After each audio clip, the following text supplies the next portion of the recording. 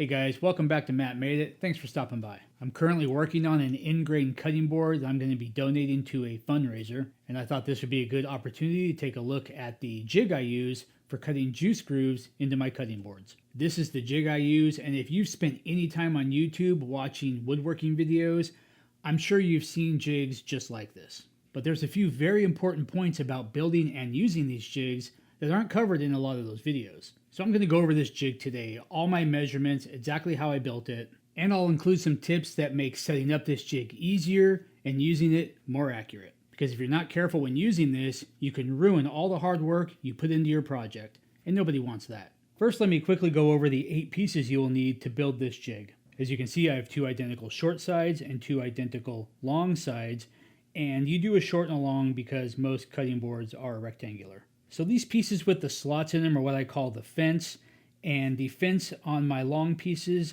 are 33 inches long and 2 inches high, and the fence on my short sides are 24 inches long and 2 inches high. And then these pieces that are attached to the bottom of the fence with glue and screws are the spacers. And as you can see, the spacers are a little bit shorter than the fences.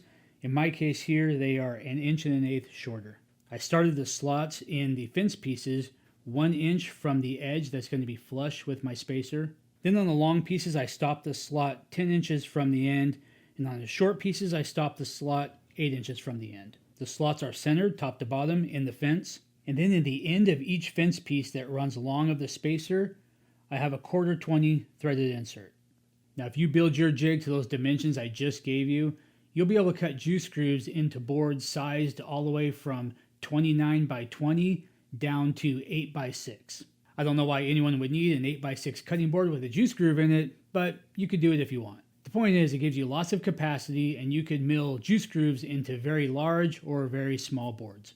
Now let's talk about using the jig and sizing the spacers and how that is dependent on the particular router you're going to be using. So here's the board I made for the fundraiser. It's a chaotic style in-grain cutting board. It's the first time I ever made one of these. I think it turned out pretty cool. I really like it. There are 7 different species of hardwoods in here, and it is 19 by 12 and 1.25 inches thick. And then to assemble this jig around the board is really simple, and one of the things I really like about this jig is you can take it all apart into its 4 pieces and store it in a relatively small location. So I just cut a few pieces of 1/4 20 all thread and I threaded those into the end pieces. Then you just take one of the offset ends and your spacer piece, you just line it up with the corner. Then you just do that all the way around. You slot your all thread into the groove, push that in, and you keep doing that all the way around. Then you just tighten it all up with some of these 1/4 20 star knobs.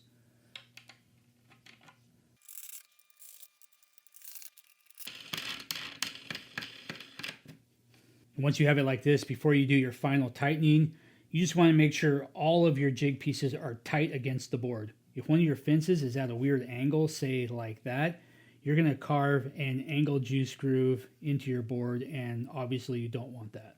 So get all your corners nice and tight, and then crank these down really good. And you want these really tight because when you bring your router in and you start milling your groove, you're going to be pushing the router against the fence to keep it tight against the fence so you have a nice straight groove. And you don't, if this is loose, for instance, you're putting pressure this way, you can push this fence away without even knowing it because you're concentrating on your router, and then your groove starts getting off and you can really mess up your project. There's a little detail I have to point out that's a really good idea to incorporate when you're building this jig, and that's this little gap right here. I would recommend that you build this jig so when it's assembled and everything's tightened up, you have a little gap right here between the end of this spacer and the face of this spacer. If this spacer is too long or you try to get this joint nice and tight, which you don't need to do, you run the risk of this being too long and pushing this fence away a little bit. And if this spacer pushes this fence away, again, you run the risk of milling in a crooked juice groove. So to avoid that, it's best just to have a little gap there when this is all tight, and you will never have to worry about that. Now that may seem like a small detail, but oftentimes small details like that can make or break your project. So if you make one of these jigs, pay attention to those corners and make sure the jig can get tight all the way around the board. Now earlier I gave you the dimensions of all the pieces I use to build my jig, except the width of the spacers, so let's talk about that. So the width of these spacer pieces that get glued and screwed to the bottom of the fence is dependent on a couple things. First, you have to decide how far from the edge of the board do you want your juice groove to be. Next, you have to look at the router and router bit combo you're going to use to mill your groove. You're going to want to measure the distance from the edge of your base plate to your bit. I generally use a 1/2 inch bowl bit, and I want the edge of my juice groove to be about 3/4 of an inch away from the edge of my board. And since the distance from the edge of my bit to the edge of my base plate is 1 3/4 inches, it was real simple math for me. All I had to do was cut my spacer piece the width of my plywood plus 1 inch. And since the distance from my fence to the edge of my board is 1 inch, and the distance from my base plate to the edge of my bit is 1 3/4 inches, I know when I put this down to mill my groove, the edge of my groove will be 3/4 of an inch away from the edge of my board, right where I want it.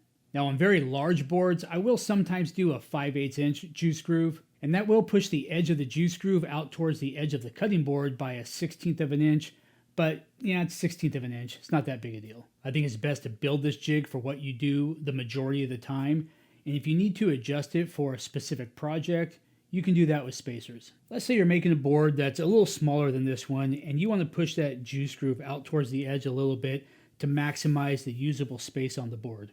You can just cut a couple thin strips of wood, kind of like this. This is about a 1/16 thick. Drop it in there, and then tighten it up. That's going to push this fence away by a 1/16, moving your juice groove a 1/16 of an inch towards the edge.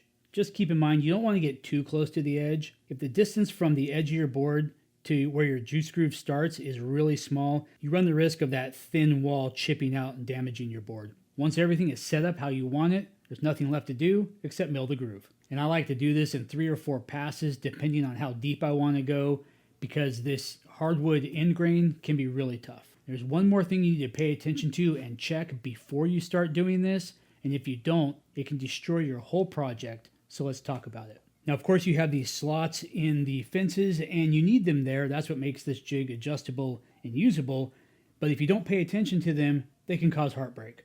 This is what you need to watch for. When the jig is all set up before you start milling, you need to take your router and do a test run around the whole edge. I put my base plate against the fence, and I just slide it across as if I'm doing the actual operation. And as you can see, it stays against the fence, nice and smooth, no problem. And I will do this all the way around the entire perimeter before I start milling. And what I'm watching for is, does my base plate get into this groove? You see what happened there? The base plate slid into the slot. Now I have a crooked juice groove. Now I'm okay with this particular board, but if this were a 1/4 inch thicker, I might have a problem. Now, if you get into a situation where that adjustment slot is interfering with the router, all you need to do is put a scrap piece of wood underneath your cutting board to raise it up enough so your router is above the slot. You should only have to raise it up a 1/4 inch, maybe a 1/2 inch at most, and that will give you a solid fence to ride your router along all the way around your board. All right, this is all set up. I'm going to go ahead and mill the juice groove.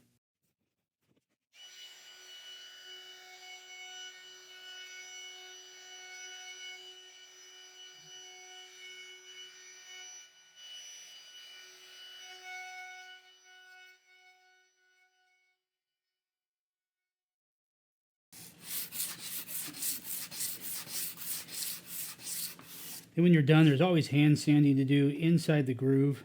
I like to leave it in the jig and just clamp to the bench. That way it doesn't move around. And hopefully I can get this done in pretty short order.